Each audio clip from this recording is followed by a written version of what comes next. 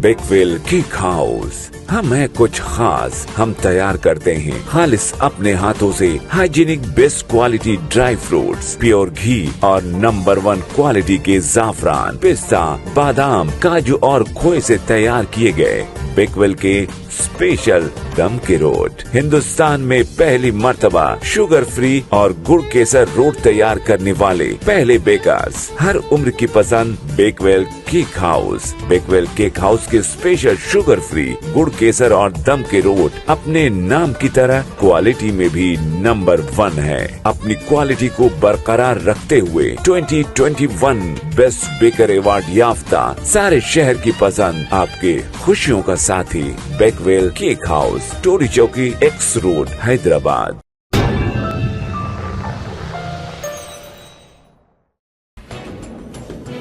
हिंदुस्तानी cricket team के खिलाड़ी मोहम्मद सिराज ने वजीर आला तेलंगाना रेवंत रेड्डी से मुलाकात की।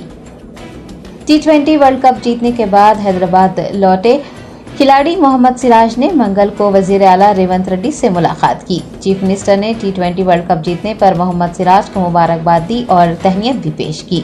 इस मौके पर सिराज ने रेवंत रेड्डी को टीम इंडिया की जर्सी पेश की। वुजरा कोमटी रेड्डी, वेंकट रेड्डी, पी श्रीनिवास रेड्डी, रुकन राज्यसभा अनिल कुमार यादव, टिमरीज के सदर फहीम कुरैशी, साबिक खिलाड़ी मोहम्मद अजहरुद्दीन व दीगर भी इस मौके पर मौजूद थे।